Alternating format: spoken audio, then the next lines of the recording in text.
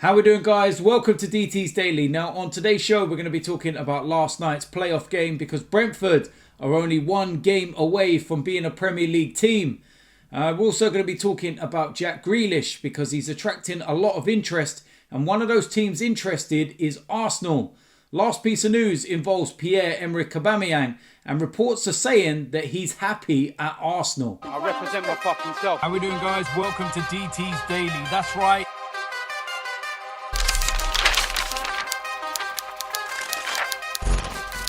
So the first place we're going to start is last night's playoff game, and it was Brentford against Swansea, and Brentford, what a brilliant performance that was. 3-1 winners, and they overturned that first leg deficit to Swansea, and they are now only one game away from being in the Premier League. That's an unbelievable achievement if they can get this one done.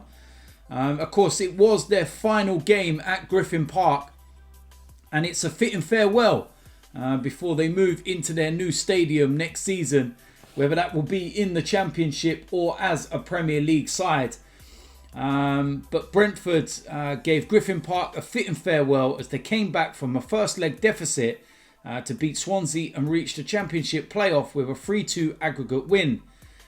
Playing their final home game at the 116-year-old stadium, the Bees were trailing 1-0 against the Swans, but two quick goals from Ollie Watkins and Emiliano Masondes quickly turned the tie on its head. Brian Mbeumo then sealed their passage shortly after half-time and a 3-1 victory on the night. On loan, Ryan Brewster from Liverpool pulled a consolation goal back for Swansea, but it was not enough. And looking at this game beforehand, you would have to say that, Brentford had really started to, bottle it towards the latter part of the league campaign. They'd lost their final two games, and if they would have won only one of those, they would have actually been promoted automatically ahead of West Bromwich Albion. But it just looked like the pressure was getting to them. Then they lose that first leg against Swansea, so it's 3 defeats on the spin. And you're going into this and they didn't have their home crowd or support behind them, and you're thinking, have they blown it at the last? Have they failed at the final hurdle? And so many times you see this, a team that may finish in third play their first game against the team that finished 6th.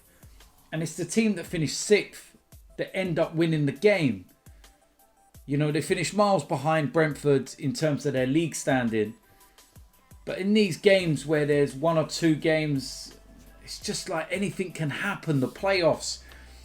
And the amount of money that this will bring to the clubs if they get into the Premier League. And for Brentford moving into a new stadium, that would be absolutely massive for them. Getting into the Premier League. I suppose the only downside to that would be that there is talk that there will not be fans in stadiums, as in away fans, shall we say, for quite a while. And even with the home fans coming in, it's going to be at a reduced capacity.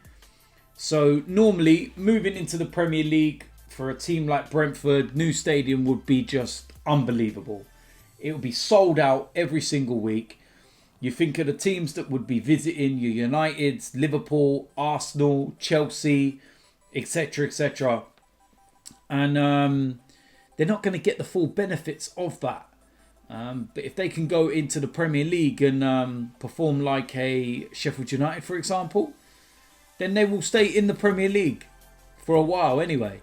But if they go into the Premier League and perform like Norwich, and it's going to be a very short-lived stay, but we will wait and see what happens in that final next week. And it's going to be a big game because they're going to be playing the winners of Fulham versus Cardiff. And it's going to be such a good final, and whoever they play. And it's just so big in terms of its revenue and what it brings. It's either a season back in the Championship or a season in the Premier League. Congratulations to Brentford. One more game to go. Next piece of news involves Jack Grealish, and a player that's very sought after.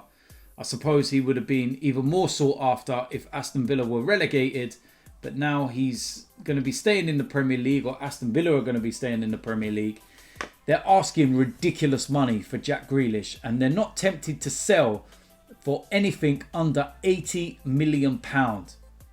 £80 million. Now, don't get me wrong, I think Jack Grealish is quality. Could he fit in the Arsenal side all day? £80 million though. Behave yourself, man. Jack Grealish is in demand with several Premier League clubs, including Arsenal this summer. Arsenal registered an interest in the Aston Villa midfielder, but did not follow up that inquiry. Villa have made it clear that Grealish is not for sale, and they would not be tempted to sell for anything under £80 million. A number of clubs are willing to pay between 50 and 60 million, but Aston Villa would not be interested in doing a deal at that level. This is the thing, he's got 3 years left on his contract, so Villa are in a good position in that sense. He's a local boy, so he's not going to push through, a move away. It's not like a player that's came to Aston Villa, burst onto the scene and then became who he is. He's a local boy. He wouldn't push for a move away from Villa, in my opinion. And I look at that and I just think, £80 million. No one's going to pay £80 million for Jack Grealish. I'm sorry. Doesn't matter how good he is or how good he's been. £80 million. Are you actually mad? No. Especially with COVID. But Aston Villa, they're in a very strong position in terms of the fact that they are still a Premier League team. Maybe if they got relegated, then they would have to bite the bullet and, accept 40, 50 million pound, which I think he's worth. But now they can literally dig their heels in and say, nope, sorry, £80 million, bye-bye, go away. And I think they've kind of put that price there because they know that nobody's going to actually pay it. And Jack Grealish, like I said, because he's a local boy, he's not going to push through a move away from Aston Villa. He's the captain. It's his boyhood club. So there's no reason to. But yeah, Arsenal might be interested. But for that kind of money, absolutely no chance. So we will wait and see what happens in the coming weeks. But I can't see Jack Grealish leaving Aston Villa now. Not for that kind of money anyway. And I can't see anyone bullying Aston Villa and making them sell for less. So looks like Jack Grealish will stay at Aston Villa, in my opinion. Last piece of news involves Pierre-Emerick Aubameyang, and reported yesterday from David Ornstein. He was saying that Pierre-Emerick Aubameyang is happy at Arsenal, but there could well be a possibility of him still moving. But if he does move, then he favours one abroad and not in this country.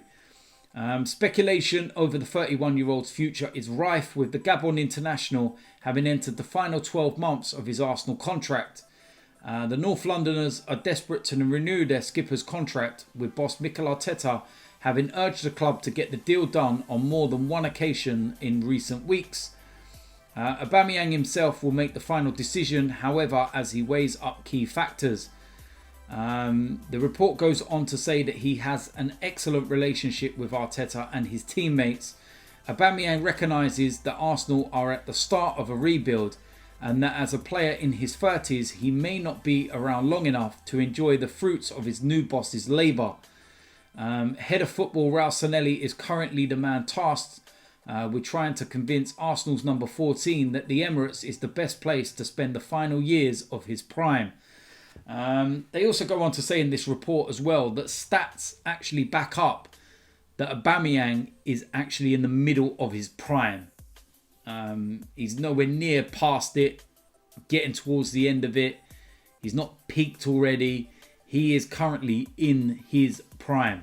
And I've said this, even though he's 31, he plays like a 27-year-old. His injury record is phenomenal, which has a massive bearing on the way that he plays now, which is probably why he is in his peak. We're not going to replace his goals. You're not going to replace that amount of goals a season for anything less than £100 million. I'm sorry, no. Bite the bullet. 250 grand a week, give him what he wants. Don't care. If you have to wrap every item in his house gold to keep him happy, do it. Don't care. Just give the man what he wants. He deserves it. He's our talisman, our main player. You are not replacing his goals. I'm sorry.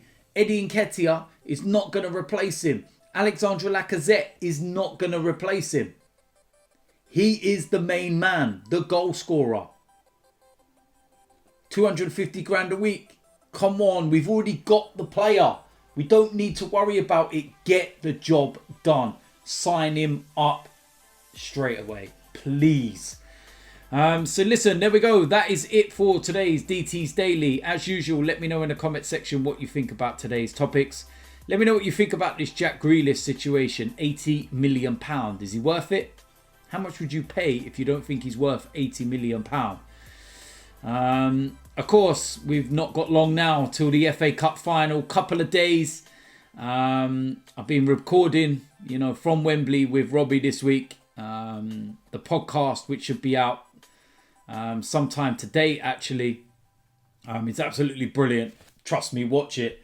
Because we had a lot of fun filming that.